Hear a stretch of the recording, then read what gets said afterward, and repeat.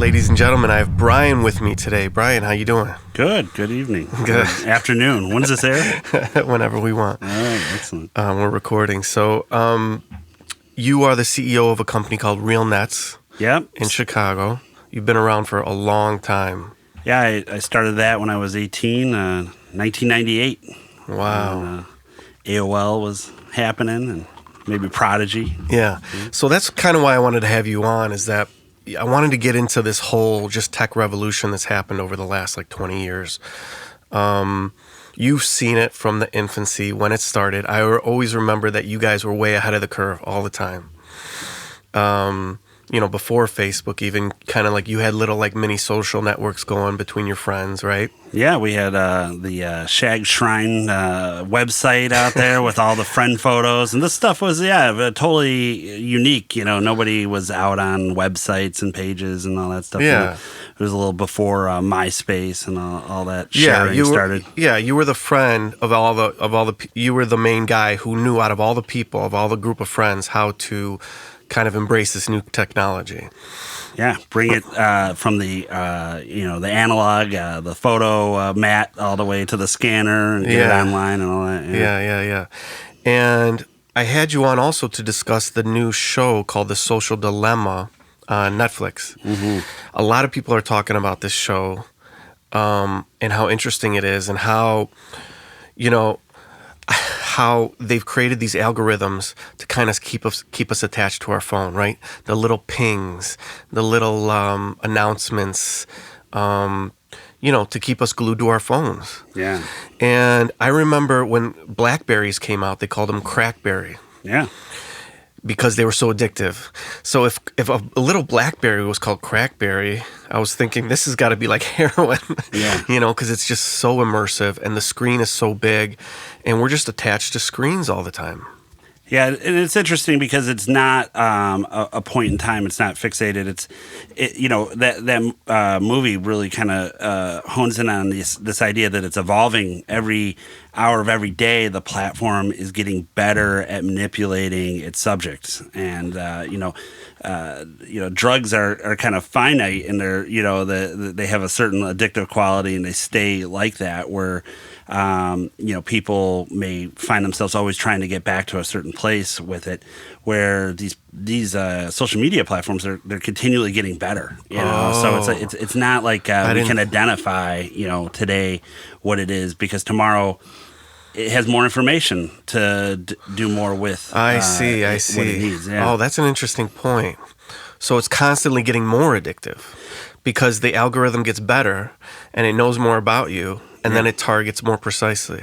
And this is, when we started playing around with this stuff, Facebook 12, 13, 14 years ago, it was a very much transactional. We would get, like a coffee house, you'd put a thing up on a bulletin board, anybody could walk by and see it, and then, a month later you'd see a bunch of stuff up there. And now it's deciding what on the bulletin board you get to see, So it's like, it's changed without us seeing it change, because it hides what we don't know is there, And so it's like, over time, it's gotten more and more tricky, and the psychology of it. And this show did a great job of really kind of honing in on the psychology of the algorithm at play, and how it makes itself more addictive.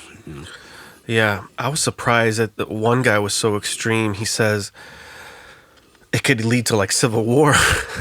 I mean, that's an extreme view. Yeah. But if you do separate people into two sides, and then you feed those sides triggering things that get them angry, I see some people on Facebook, they're really, really angry. There's this one girl that I saw the other day, and she was just she hates, she was very pro-Trump. She hates the left. She hates Joe Biden. And all her posts were just vicious. And, I don't know, I think the best place, obviously, is always to be in the center, of course. You know what I mean? And we, because we're a little older, we can kind of judge that a little better. But I think as far as young people, there's no way for them to judge, and to not respond. They're passionate about things, so they're going to be more easily triggered than we are, right? we're going to take a step back and kind of maybe say, is that true? You know what I'm saying? But they're not going to be able to do that. Yeah, that is an interesting point. You know, we grew up with the solution changing into what it is now. You know, being immersed in it day one and not knowing. You know, I kind of liken it to be we were on the outside of the matrix and inserted into it, and we're aware what happened. Whereas today's generation is basically born into it, and they have no idea what's you know, they don't know they're inside the box. And I think that there's some real problems there, but I mean the divisiveness of these platforms is really, you know, by design, and you know, you really have to ask yourself how much of the population will feed into that to really lead to this apocalyptic, you know, outcome that they paint, because you know, never leave only it only a certain percentage are going to really be that swayed. In other words, right? Or get really to the extremes on the right or left. You have to ask yourself, how bad could it really get? And the people that are telling us in this movie that it's going to get to a civil war and democracy is going to crumble. Well, these are the people. I mean, that's extreme too. But I mean, right? Go ahead. I was going to say, like, these are the people that invented the things that they're accrediting to this. So it's like you have to wonder how much ego is involved in, you know, their self-analysis. But really, it's not good. I mean, there's clear, you know, cracks in, you know, civil discourse, and you know, like you said, these people that are getting really, really upset, and half the time, they're geared up about something that's, you know, clearly false. You know, it's like, you know, it's just clearly not true. You know? So and that disinformation campaign that, you know, is being run by you know, other states and things like outside actors. Outside actors, yeah. Well, and it's a money thing, right? It's like, and the one thing they do really well is they present the case that the platform is to the highest bidder, and the platform provides you certainty in changing the world in the way you want to change it. So, you know, if you have enough money, and there's no way for which platforms, like Facebook, Google, all these platforms are for sale. You're saying? Well, of course, you know, I mean, like advertising is the, well, you know. So where we were 5 years ago was, you know, there was a great series on PBS Frontline about Facebook, and it basically is a 2-hour special that goes into the depths of how they decided to grow the platform around the world. And there's a lot of third world countries that have very little money to build telecom infrastructure. So people don't have phones, internet, all this kind of stuff in Africa and a lot of emerging countries. And Facebook would go in there and spend $20-30 million and basically build a phone company. And people don't have phones as we know them. They have Facebook. You know, they basically get a phone that is Facebook. So they don't know anything beyond Facebook. And right, there's no phone company attached to it. It's just Facebook is the phone company. Exactly. And these people are now able to call, you know, from village to village. It's amazing. You know? And I call my father through Messenger in Greece. My father's in Greece, and I call him and his wife on it all the time. It's so easy. We used to use even Skype, you know, but we don't even use Skype anymore. We just call off a Messenger, and it's so clear. Yeah, you got 2.5 billion people available to you on that. I mean, they probably have more people on that than the phone company has, you know. So, yeah. You know, what happened was, though, they put the price of advertising out there, and, you know, warlords and all kinds of bad actors that are enemies of democracy basically were, you know, able to buy, you know, you know, to emerge with their persona as they wanted, and, you know, genocide occurred. And so this is where I forget exactly what. Let's be specific. I could give you the specifics, but I mean, basically, this Frontline episode talks about they how they leveraged Facebook to organize for evil purposes. Yeah. Right. And yeah. And so this is like a theme that's been going on for 3, 5, 10 years now, as these platforms have like had unintended consequences. Right. They're just becoming too powerful. Yeah, well, we don't really know. You know, these guys are creating algorithms that they themselves don't know what the outcomes will become. Right. So, they can't control their own algorithm to a certain extent. Terminator 2, you know? I mean, it's all leads to self-awareness, right? So, I mean, that's the scary end of it, right? To the singularity. Yeah. I really, you know, think that the more people's minds are, surrounding these ideas and the topic is out there, the more insulation there is from some of these bad things from happening. I mean, the film was really positive in the fact that you can't watch it and pick up your phone and look at Facebook the same. There were some things that I thought it was kind of too apocalyptic about. In other words, they said like your news is they said that your news is catered to you only, and then your friend's news is catered to him only, which is kind of true. But there are certain pieces of news, whether they're right or left, I think that get a broad audience. In other words, like, and then you'll see them because not all your friends are going to be all liberal or all, I mean, at least mine aren't. I have a wide range of people. Facebook isn't even about friends anymore. It's more about business. And, everyone, a lot of people have over 1,000 friends. But what I think, like, I'll give you an example. Like, remember the doctors in the white coats, in the white lab coats that came and talked about using the president's chosen, what was it, hydrochloroquine for the coronavirus, and they everybody saw that. So left saw it and right saw it. I don't think it was. I think, in other words, the more popular videos are getting seen by both sides. I don't think it's that segmented, as far as I think. So, but my friend Dave, who was here, and he has children. And he's like, he's got young teenagers. You've got even younger children, right? Yeah, 1 and 3. How not are sleeping. They're not. Oh wow, they're not gonna. Their brains are developing till like 25, right? Let's say. How are they gonna discern what's true or not? Is there gonna be a way? Is there gonna be some kind of news source that is heavily vetted and heavily, backed up by multiple reports? You know what I mean? So how are we going to discern the truth, I guess? I think if there was one thing that came out of that film that was undeniable, it's we are losing ground with regards to common understanding of truth. And that has probably more impact than anything because the idea that fake news travels 7 times faster on Twitter than real news. Yeah. And, they were saying, like, yeah, people will get real news, but way more people are going to get fake news. And so... Or you watch on YouTube, like a stupid conspiracy video will get, like, 7 million views.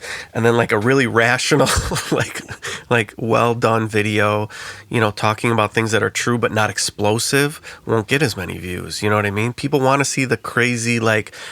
oh, the secret behind this, or, people are very interested in that. They think, well, now we're getting into conspiracy too a little bit, but, like these flat earth videos getting millions of views, like, come on, dude, flat earth. I don't know, so like you were saying, how do we discern? How do we figure that out? You're going to get some letters, about, and then there's so much passion behind. Yeah. Because the undertones are that you've been tricked. I'm going to save you with this information that only I know because it's being hidden from you. Right. Yes. And now we're on the same team and we're brothers in this like fight. We're the rebellion, right? Right.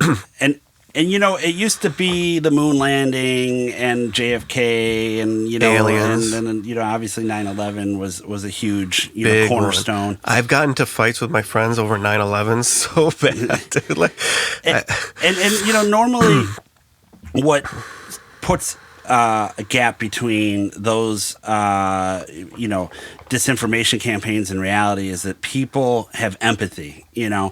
If you have suffered through something or someone that died in 9/11, I'm probably less likely to throw some cockamamie idea at you about the it wasn't a plane. Well, what, I saw it from my own eyes. I was there. I wasn't there, but I was watching it on TV. I believe I know something about it, and you're probably less likely to come at me with that. But in the ethers of social media, there's when nobody knows anybody, you just toss it judging out there. and you're judging off of video. Video is not clear, concise proof a lot of time. So like images and video are not. They're like, oh, look, there's a little thing in his hand there.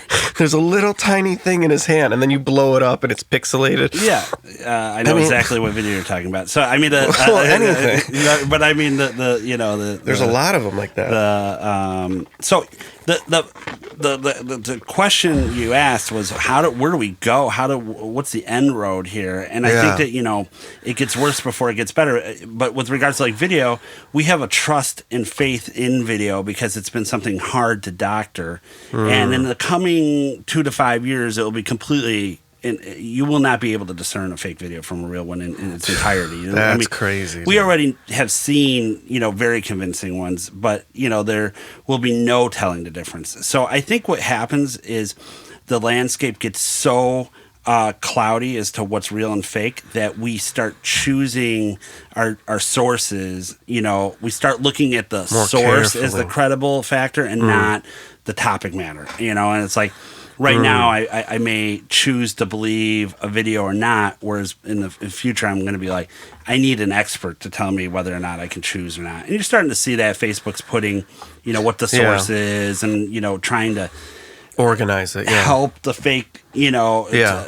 but, like that movie indicates, it's like, there's 2 trillion pieces of content posted on Facebook. They can't keep up with it. There's no possible way that they can Right. police it. So your and I's only option is to, like I subscribed to the Chicago Tribune like a couple months ago, and I get a paper now. It's a PDF or whatever, but like it's like a concise representation of the day's news, and like I kind of like it. I think good journalism always has to have sources.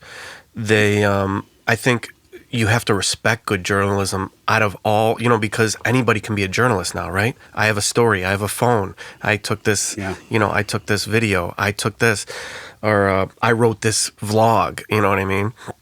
But I think good journalism is going to be imperative, checking sources, double checking sources, verification. Verification is going to be huge. I don't know how they're going to do it exactly, but it's going to be about reputation. And, you build a reputation in life, but online we don't really have vetting. We don't really have an equivalency. Well, the New York Times is trying to do that. They're saying truth. The truth is important. You know what I mean? So they're trying to do that. But how do you as an individual build a reputation online, right? Like if you are online and let's just say you post on Facebook 15 times a day about, some really conspiracy ridden, topic matter, like you lose credibility with me because you post anything and everything and, you don't vet anything. Right. You don't ever take anything down. Like I have in the back of my head, I can't trust anything that you're posting. Right? So it's like you have those people on your list and, but there's really no centralized manner in which we look at people like from that standpoint. But in real life, we do.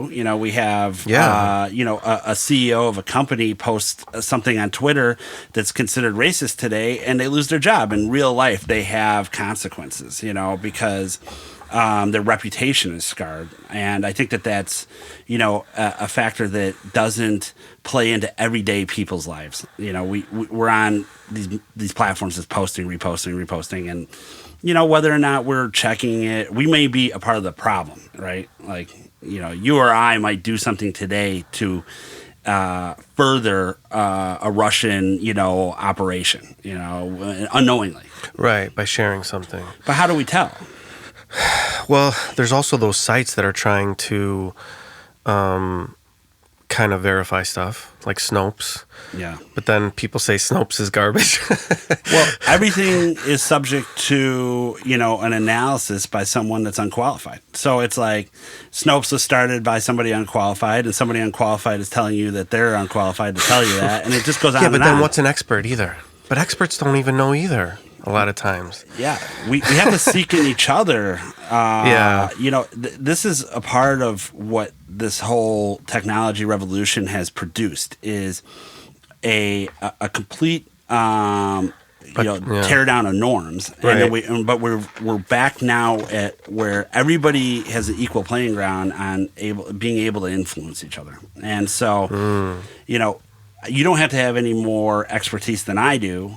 I just have to have a louder megaphone or more platform Yeah. or buy ad time. Right. So, where we go is there's going to be a rejection of, as people discover certain things untrue, your ability to trust that source is eliminated. And so it's a natural tendency over time to be left with just certain areas of They'll get truth. weeded out, you're saying.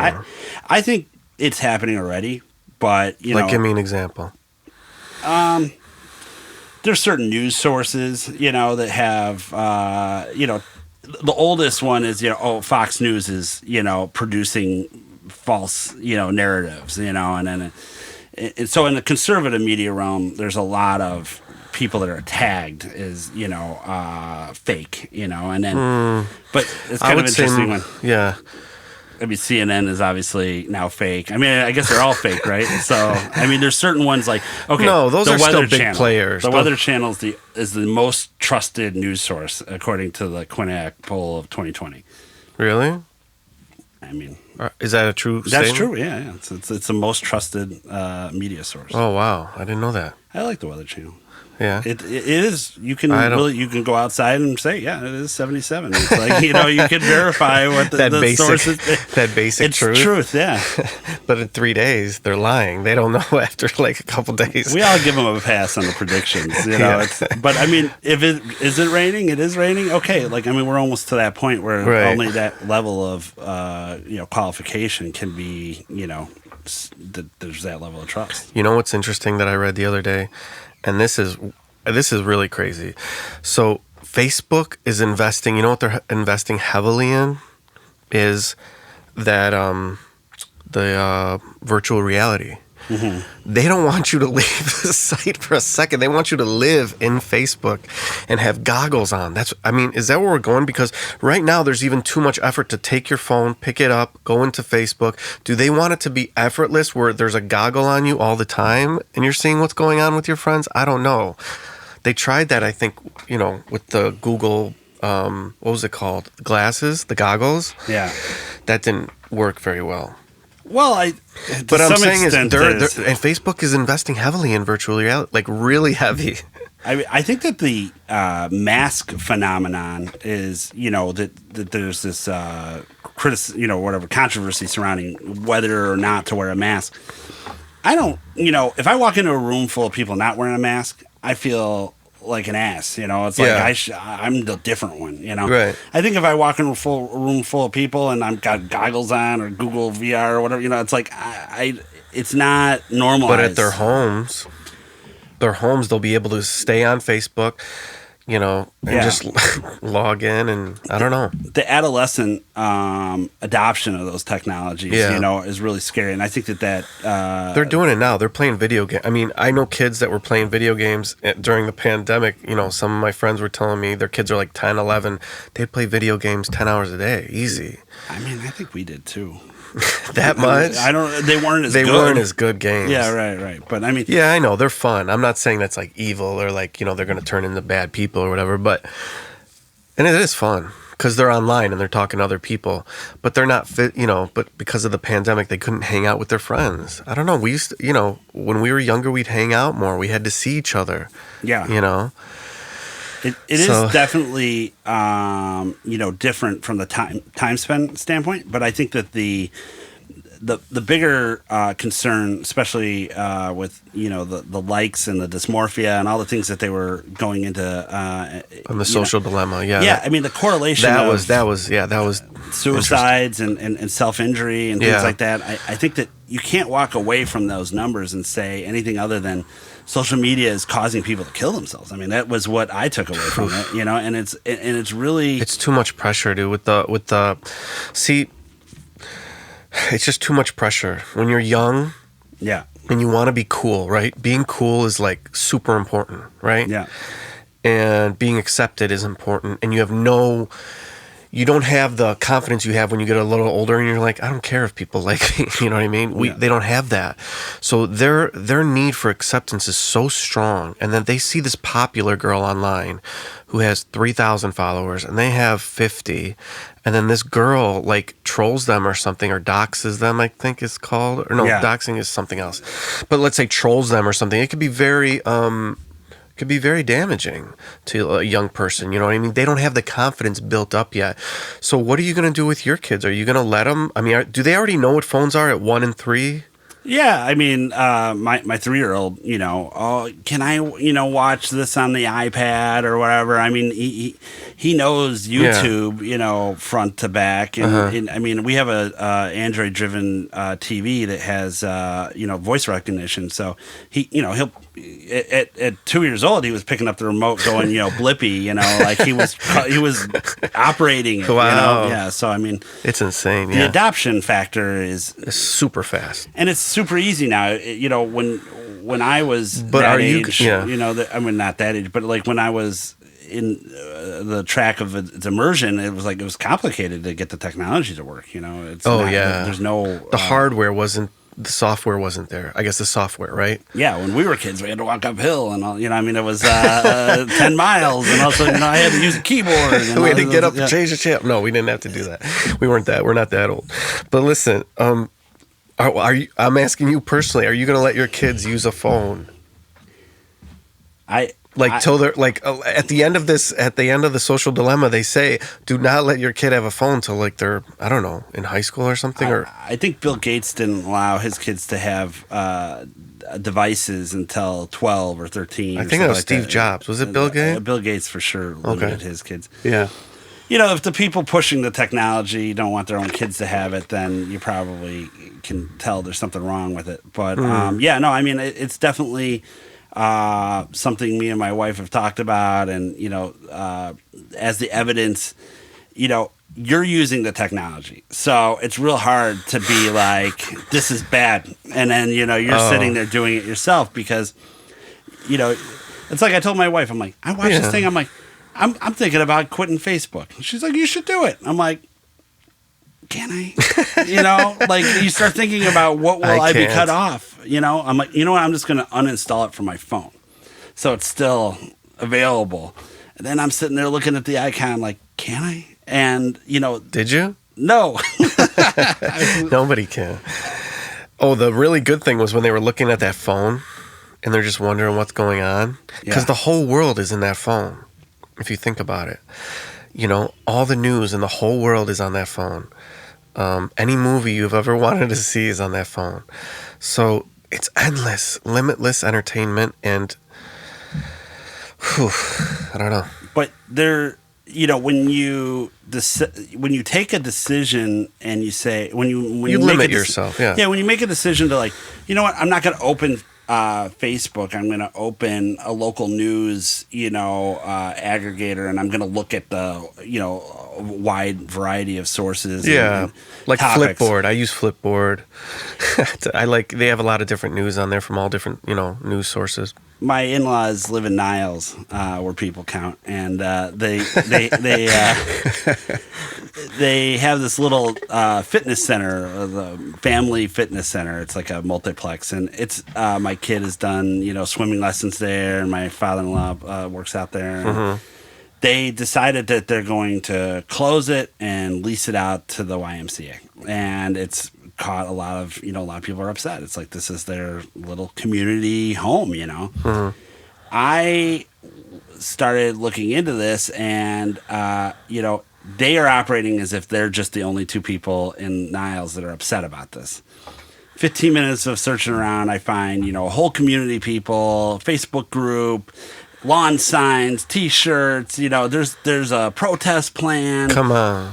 So this is where social media really has importance and power, because spreading information. I can go spend 30 minutes on Facebook and have it have real life implications in my community, and I can be connected with other people that have like-minded views. Yeah. But it's not all a positive picture. So it's but it's not all negative too. I think we kind of started off saying it's a disruptive power, you know, and we have to deal with it. It's in our lives, but it's a question of how we balance it, right? I mean, balance is, you know, the key to life, you know, they say. So, you know, how do we balance the time between Instagram, Facebook, and YouTube? That's the trick. I mean, because it is endless, it is endlessly entertaining, you know. So I guess it's all about that. But I don't think kids, especially when they're younger, have any ability to do that, you know. I think the question is how much of our lives are dedicated to the pursuit of betterment and growth, you know, and like how much of it is just a mindless Entertaining. interaction. Yeah. And if we wake up every morning and say like, I'm going to learn something new today and, you know, pursue that end, I think that these platforms become less intrusive. And I think that the people, there's a whole, you know, that movie showed a segment of the population that moved apart in the political realm, that the polarization was growing in America. The one thing it didn't show is this huge wedge of America that just doesn't care. And I think that there's a lot of people in my life that just don't pick it up. They just don't care. They're not on, you know, they have an account. They don't really interact. You know, they log in when they need to find Yeah. somebody or something. But Yeah, they're just doing what they need to do in life, and they use it as a tool. that's good. I mean, that's good. I know I have some family in Greece, and they're not on Facebook, and I'm like, how are you not on Facebook? I don't get it. Like, you know what I mean? It would be so easy for us to interact. I could see pictures of your family. It would just be much easier. You know what I'm saying? I could watch you grow through Facebook. But that's the exact mindset of somebody that basically, and I'm saying this about myself, is like anybody that would be addicted to cigarettes. It's like, how can you not smoke? You know, Yeah, like I know. it's so good. Yeah. You know, and they just don't care. I guess they play outside. You know what I mean? They have those simple lives that we used to have. You know what I'm saying? Before, I don't know that they're simple. Maybe they're more. No, maybe they're more fulfilling, right? Like, so we don't know. Well, yeah. No, it definitely could be more fulfilling. Yeah. But that's the question But at hand. Like when I they say are simpler though. Because they're in smaller. I'm talking about my relatives. Like some of them are in smaller communities. You know, that's their community. Yeah. They're not as tuned into like. But I like learning about. I mean, I enjoy. There's so many things that social media has brought me and YouTube has brought me as far as learning. I mean, it's so valuable to me. You know. Yeah. At least I think it is. But you do have to get out there. You got to get out in the world, man. I think that, you know, I really enjoy certain people's feeds because they post things of scientific importance or, Yeah. you know, new standards, newfound, you know, species, all kinds of Oh, yeah. wonderment that is out there that I Yeah. wouldn't be able to find without, Exactly. you know, being on that feed. But more than anything in the last 4 years, I've seen more and more aggravation about posts that are truly, you know, insulting, false, Yeah. you know, there's just a lot of hate, Contention. you Yeah. know, and it's like you can't turn it off because the platform knows it works, you know, that keeps you on. And It's that- more people engage more with the negative. No, Yeah. I don't think so. Well, Sometimes that's what they people, know. sometimes people avoid. Like I notice, like if I get in a rant, sometimes I get less posts. But if I do something positive, I get more feedback. Well, at the end of the day, what that platform provides, you know, so you know, my company, we are involved in all these marketing Yeah. campaigns. You know, at any given time, I'm spending $10,000 to $20,000 a month on these platforms. You know, so Oh, it's wow. like I see the direct, you know, return for myself and my clients, and we know that these advertisers, the people paying the bills at Facebook, Instagram, and likewise, are not going to stand for the platform saying, you know, Mark Zuckerberg could wake up tomorrow and say, like, let's change the algorithm to better humanity, you know, and that could take place. But, you know, the share price and all these things would fall apart. So, you know, how does it change track? It's a very, you know, and that's what the movie kind of summarizes at the end. It's like there needs to be regulation, and I don't know how we get there because it's so much money involved. Yeah. How And do these you stop companies the are train? so big. Yeah. But, if you left the billboard advertising industry to regulate itself, the Kennedy would be one endless billboard 4 inches off your windshield. There's a staggered amount of space between the billboards. There's a you're standard. Right. They can't just have the lights turned up at 5 million watts and there's things that we standards, do right. to better. There's none of that in social media marketing, and it's just a free for all. Free for all, yeah. And I guess they might do that. I know they had some hearings. I know they had a few weeks ago, right, or a month ago. Yeah, they've had several hearings. Segments of these guys. They don't know what to do either. These old guys in Congress, they're like, how do we control these behemoths? You know what I mean? It's really daunting. They have to, because they need their own team of specialists to try to figure this out. The parallel that the phone company has a lot of regulation and protections is a perfect one, because what we just described was a technology that basically has taken the phone company's place, right? People calling each other on Messenger, right? But none of those calls are subject to the same protections as you would going across an AT&T or T-Mobile phone, So there is just huge gaps. And they will need to be filled in, but the question is, will it happen fast enough? Or will the end users start to protect themselves? Where you or I don't really worry because I'm not doing anything illegal. Why do I need to worry about what Facebook's collecting on me? Right. Yeah, it's going to be interesting. It's funny, some of those things that are blocked by Facebook, like my friend will send them to me, and then I just won't even watch it. If I see that little thing that it's been verified to be false, or not verified, but thought to be false, I'll just skip it because I don't got time for that, Yeah. But then again, they're censoring it to an extent, and then we get into the whole censoring thing. They just censored that Chinese lady who was saying, the virus is man-made. But I think if that was true, that'll come out too. You know what I mean? But again, one person saying thing does not make it doesn't mean anything. Everything has to be verified and backed up, but they did silence her, I think, on Twitter or something. And there was, a lot of outrage about it because we get into the whole censoring thing. So I don't know. It's a brave new world, and Well, there are many technologies emerging in parallel that, can't be dismissed as not having an effect on these spaces. So, like what? Like security, camera infrastructure. You look at a place like China, and they're deploying cameras at a speed that is unparalleled, and then basically do you know they can get your information? I just heard this on NPR today or something. They can get your all your info from WeChat. Their big company, and they can see you jaywalking on the street and send you a ticket. They'll use facial recognition, and get that from your social media account. They see your face. They saw you walking across the street, and they'll send the ticket straight to your house.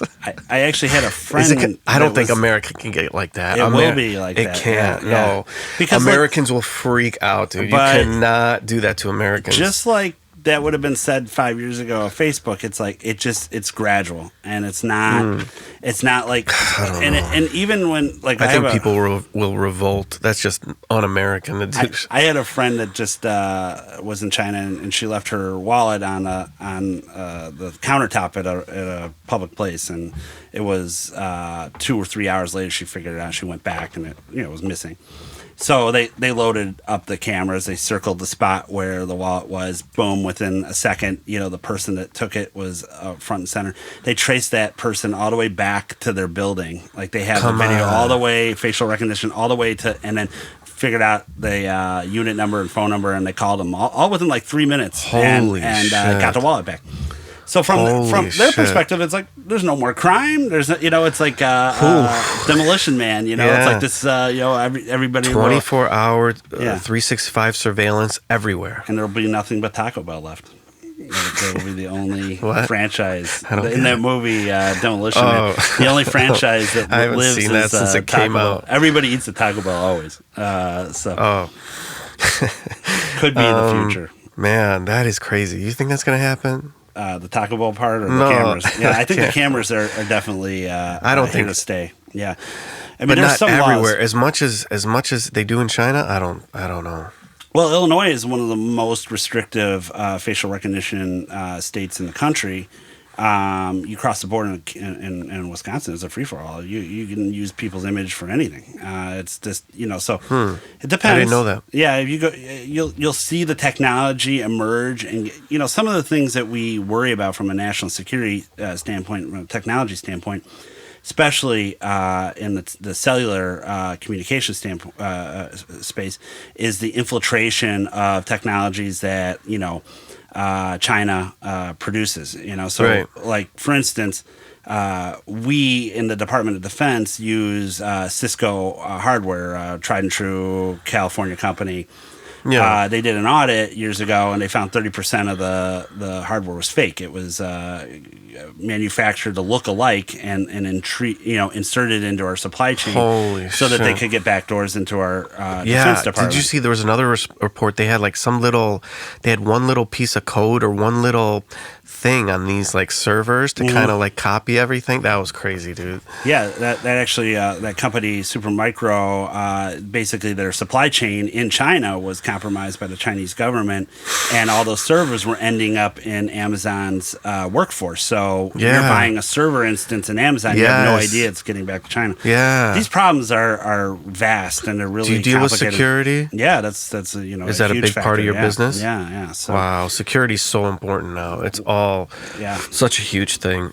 It's when you look at technology 10 years ago, it was I wait till I build it, I wait till it breaks, and then I fix it. And now it's I build it and I constantly work to try to make sure it doesn't get hacked. It's the hacking is Relentless, constant. Yeah, and the sophistication, used to be that I'd send you the "I love you" virus as an attachment of your email. That is a joke. These days, the complexity of these offensives. Wow.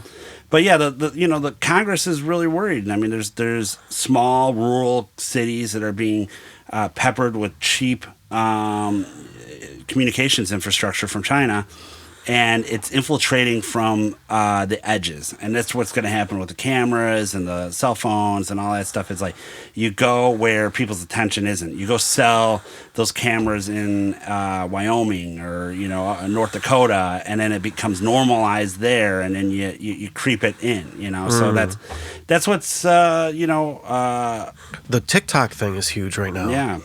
That's They're trying. They goofy think. thing, huh? Yeah, they think that they're gonna infiltrate through TikTok, right? It's like a weak point in our defenses, I guess, or something, because all these kids are using it all the time. So what do you think? It's a similar thing.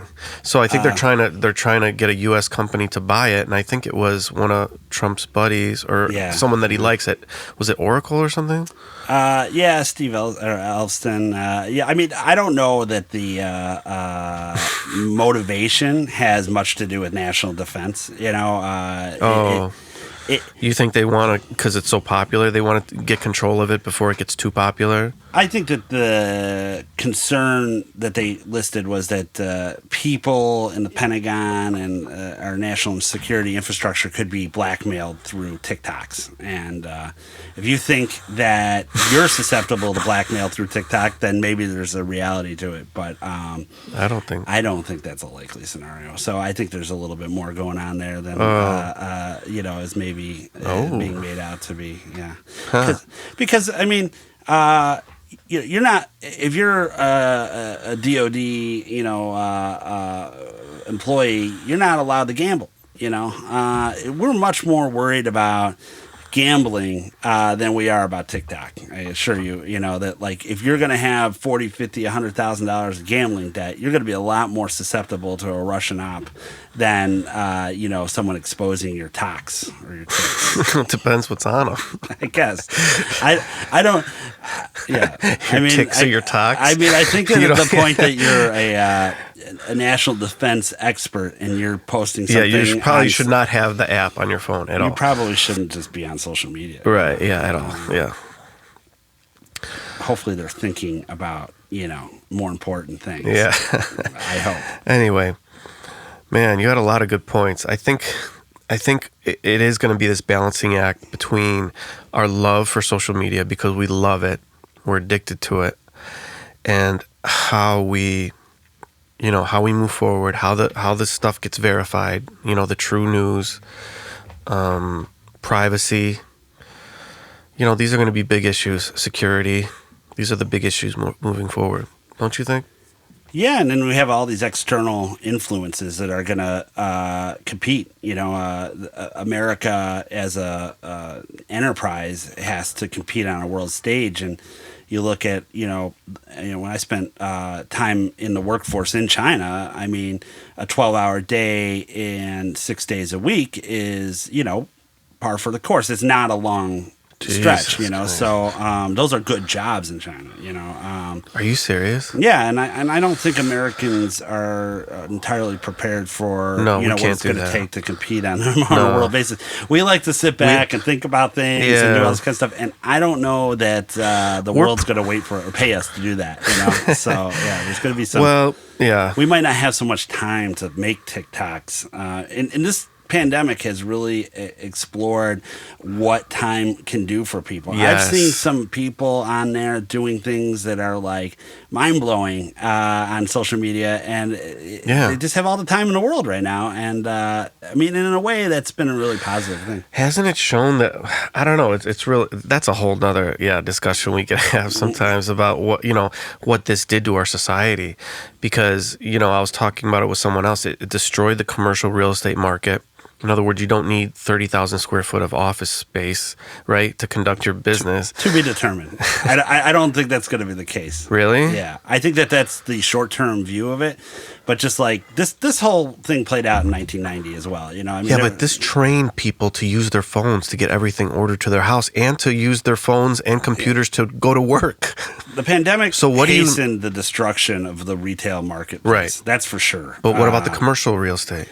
Commercial real estate, I think, in the end, the people don't work well at home. Like, I think that there are people that can work well. They have to get away from home, yeah. But I think companies will find productivity. Okay, but they could do 2 days at the office. Sure. And I think 2 days at home. The footprint will change. Yeah. Like, I don't think that the glass towers will remain empty. Okay. But I do think that the footprint will change and the workspace will change. I mean, if you think about it, even post-pandemic, we have to be more sensitive to biological threats. So, do we want to put people elbow to elbow in a cubicle farm anymore? Like, probably not. So, that guy needs or gal needs to make their company more. They're going to have to address the space. And like, we're working on a building right now down in the West Loop. It's called the Peoria Green Project, and basically it's the first building that is post-pandemic leasing, and it's all different. Like the elevator buttons are toe kick. You hit your elevator floors with your feet. Come on. The all the doors are touchless. All the locks are touchless. Wow. The camera system picks up fevers, people walking in the building. Come on. There's a plasma furnace system that basically produces molecules of hydrogen peroxide to cleanse surfaces in the air, real time. So,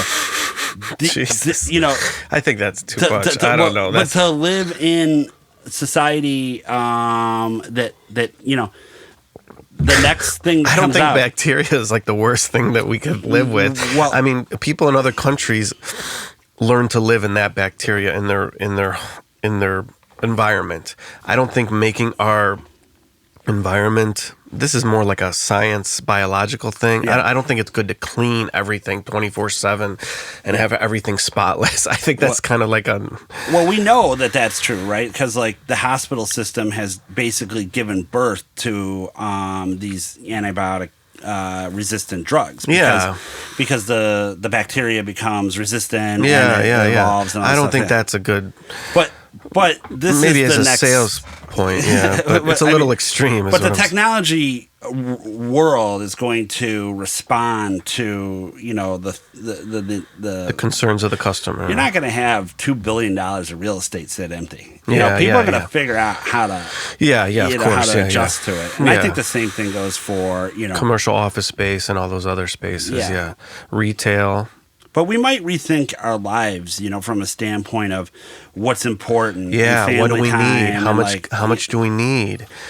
I think how much that's cl- happening more. Yeah. I think people are reevaluating how they live and what they need. Mm-hmm. How much they need, and like the rat race and all that kind of stuff has, given them pause. And Yeah. I think from that standpoint, there's some positives that are coming out of this. Yeah, Spiritually, I Mm-hmm. think there's a spiritual return from the last 4 or 5 months that's incalculable. yeah, Although a lot of people are, beaten down, and going back to that 12-hour workday, it's like when COVID started, it was like a 7-day workday. It was work week started for me. It was just there was no 9 to 5 anymore. It's just people would call you on Saturday, Sunday. There was no there was no Monday through Friday anymore.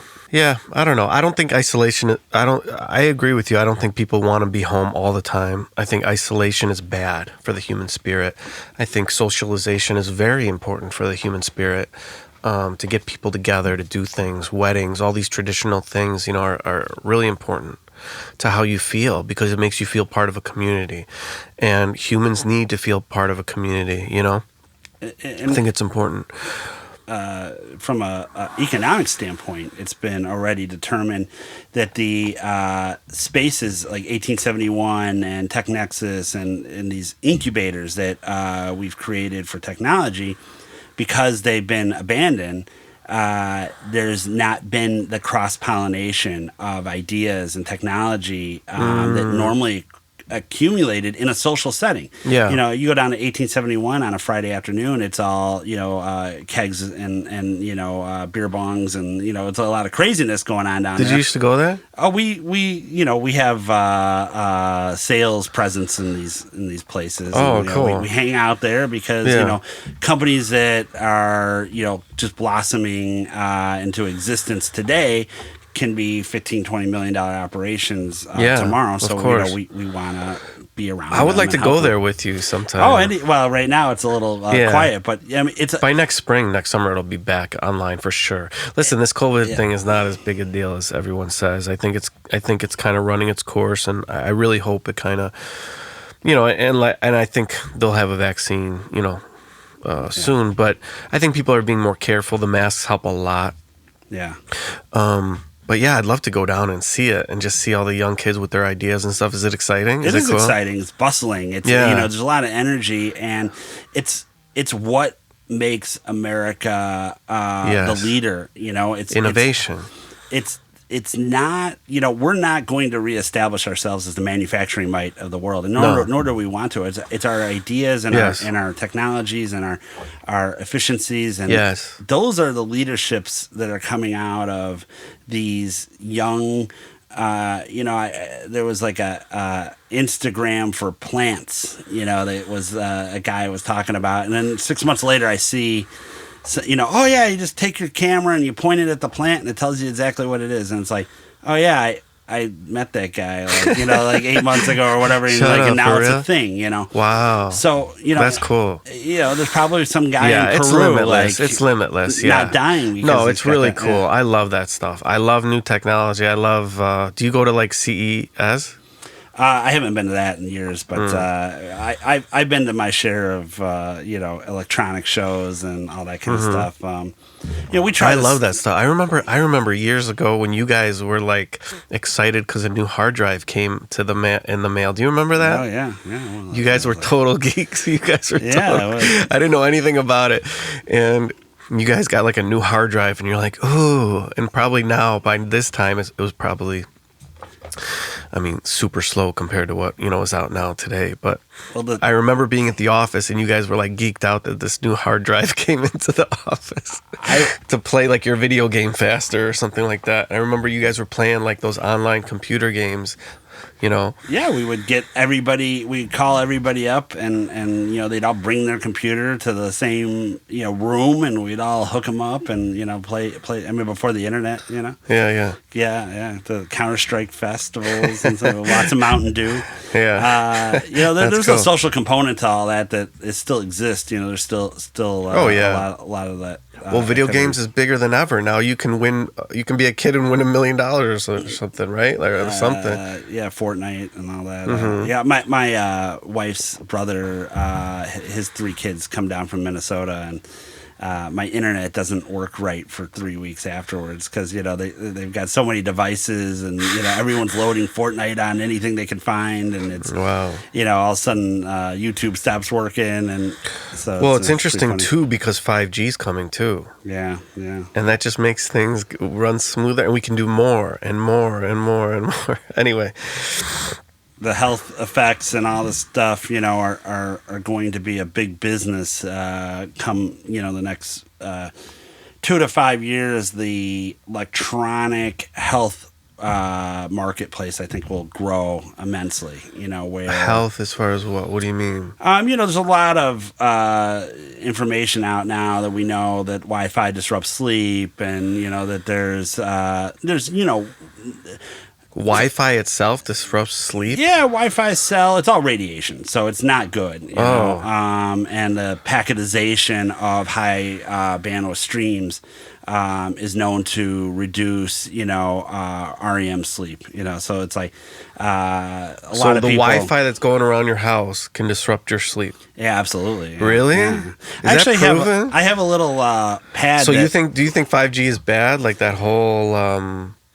If you get into how the technology works, it can't be good. It just you have a very wide band of information being basically shot at your face. And is it based on radio signals or something, or radio? Yeah, I mean we have frequencies just like you turn your dial on the radio. For the kids, we used to have to turn it. But like it basically is a wavelength range, and all 5G is an extension of that wavelength into. So the more you use, the shorter the distance you have to get there.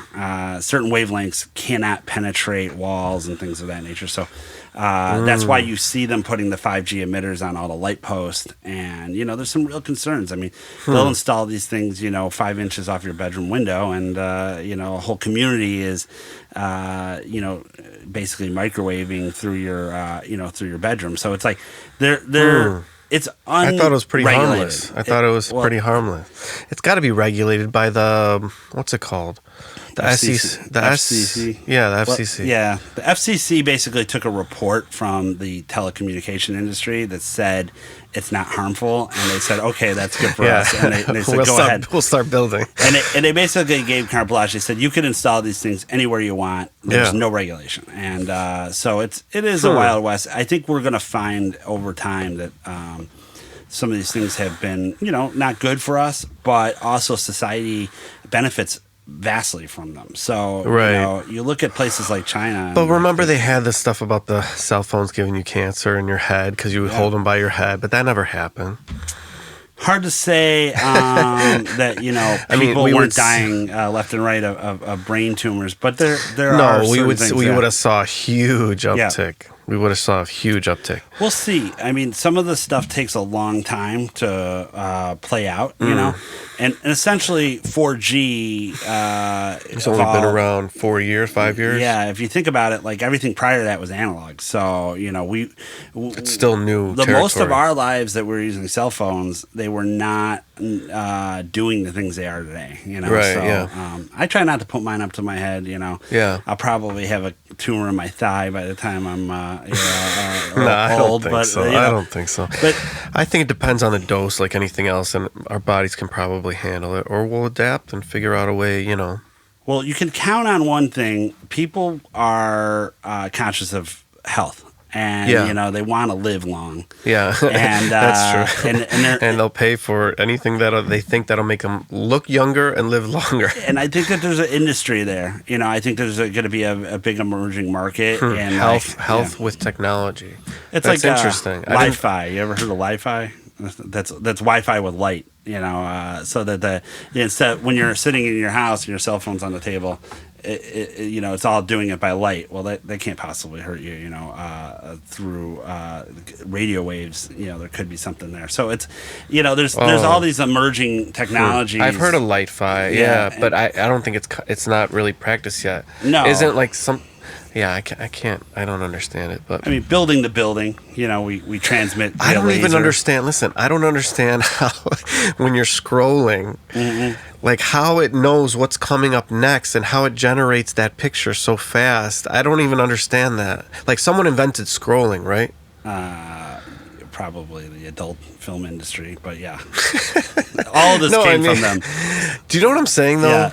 I mean, this is such a stupid question because I'm not really technologically, but like, how does it know what's coming up next? It's all rendered way before, you know. Oh, like, but so it's when so you're immediate. doing this, but yeah. like, you scroll through something and you can scroll really fast, and then like thousands of pictures can go by. I don't understand how it knows that and how it generates that. I don't understand it at all. Right now, it's like magic to me. Right now, your app is populating. You know, it's like it's pre-staging things. So when you open it, then it's all ready to rock. And so as you scroll, sometimes you scroll real fast, and then you see it's gotta figure it out. You know? Oh, but you know when it's loading, yeah, it's figuring it out. It's I constantly thinking about what content you want and all that kind of stuff. Like, just like the movie. I mean, the movie was very accurate to how it did a great job visualizing what the algorithm is. You know, those three people making these decisions.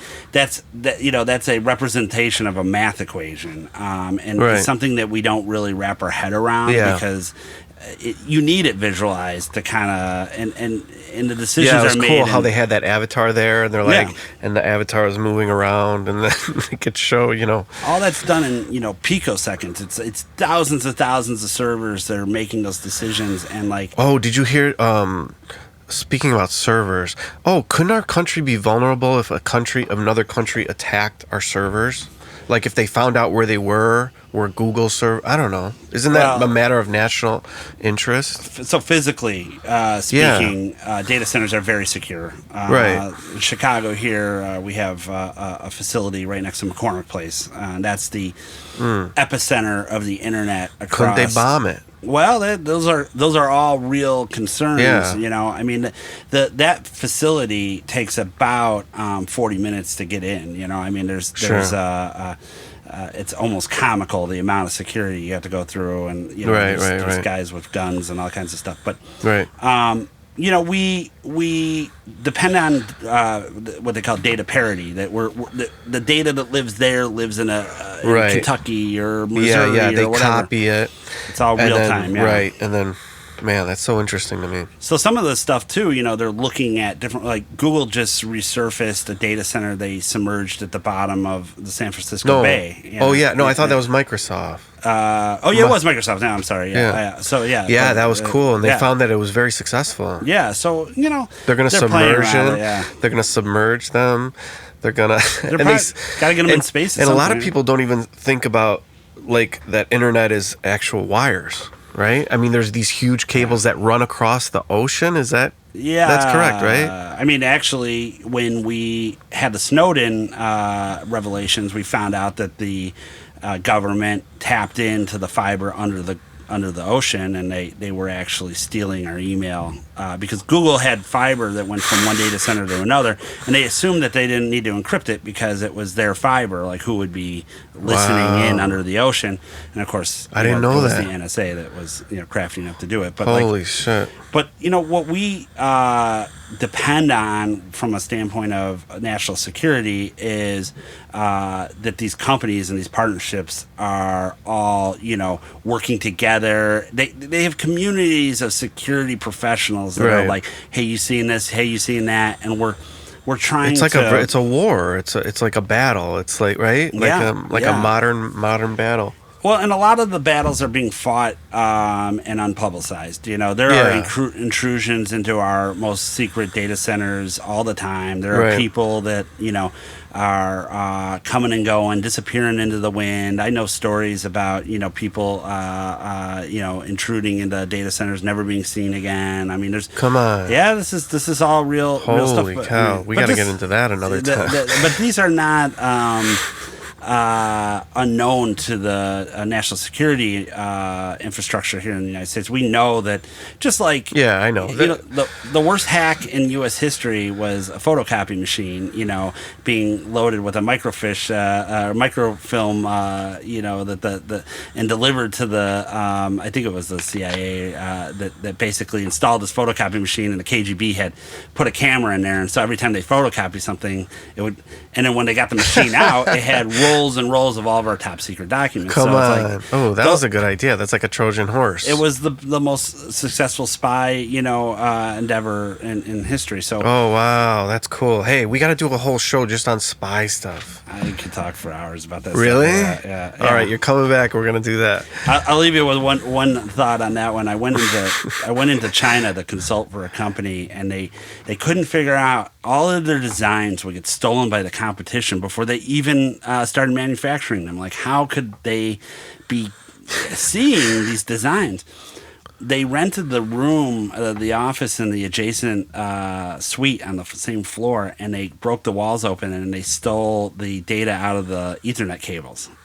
So we had to go and encrypt the data on the cables between the workstations and the servers. So, Come on. the complexity and Wow. some of these. And you figured it out? Yeah, because we saw logins occurring in weird hours, and Holy shit, that's deduce crazy. what was going on. But these are the types of corporate espionage efforts that are going on worldwide, all over the world, all the constantly. time. Yeah. And, that's so cool. It's a big challenge. I actually have some really good friends in these spaces that are creating products to counter this stuff, and I think that's going to be a big space too. Health and security and all these. Security's not going anywhere. Yeah. It's an evolving market. Yeah. And same will happen with our kids. It's like my children will grow up in a world that has a lot more complexity to the landscape, but they won't know any better. That they'll just know that Facebook does X and Twitter does Y, and me as a parent, it's my job to arm them with the knowledge, but nothing protects them from a gambling habit, or a smoking habit, or alcohol abuse, or any of these things that are addictive in nature in society. You as a parent got to arm them with all this information. Yeah, right. And this is just hope happens they to do their be- best, right, and make the right choices. Yeah. This is normalized, right? Yeah, this. Yeah. I know. It's just interesting. Yeah, they're just getting hit with so much by the time they're 10. You know what I mean? That Yeah. I don't think we were hit with. We were like living in dreamland, like just playing with our friends. But anyway, they'll do fine. They'll do fine. They'll humans adapt really well. That's what we're experts at. Yeah, I think the do. film did do some justice to the complexity that the human body wasn't designed to have a network of 10,000 peers. That there's certain things that give this system a leg up that we haven't really had to counteract in human history. Yeah, So- even our brain comprehension is not the same as most computers and stuff like that. So it's like, anyway, it was so good talking to you, man. Yeah, it's been a minute. And, real. It's been good to catch And up. I want to have you back. We got to talk about the spy stuff. I love the spy stuff. I want to hear more about it. Yeah. And we'll talk about another hour for that, okay? I'll be happy to join you whenever. Okay, thanks, Brian, for Thanks for coming having on. me. All right, take All care. right.